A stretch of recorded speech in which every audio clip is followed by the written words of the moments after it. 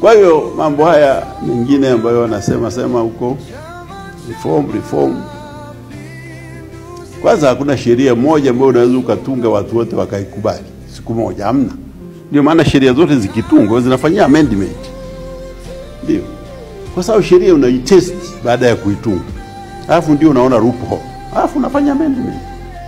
Kwa hiyo hakuna reform inayokataliwa kwamba uliofanya itadumu milele. Hakuna reform inayodumu milele.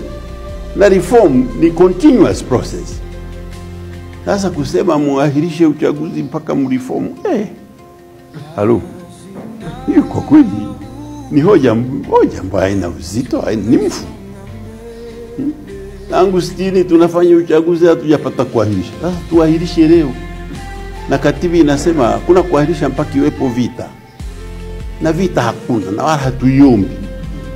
Lakini vita inaweza kuwa iko ndani ya kichwa cha mtu, inapigana na anafikiri labda ipo. Hakuna vita hapo. Kwa hiyo tunaendelea na uchaguzi utaendelea. Sio kwa sababu tunapuuza mawazo, hapana. Tunakubali kwamba tutaendelea kuzungumza.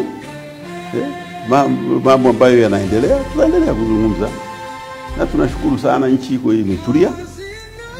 Juzi tumemaliza Pasaka. Majuzi tulimaliza Idi. Na viongozi wetu wa kiroho wametuongoza, wametupa ushauri mzuri sana. Na mimi nataka kutumia nafasi hii kuwashukuru sana viongozi wa kiroho kwa kututia moyo na kutuambia uchaguzi uendelee, lakini kwa amani, na sisi tunataka amani.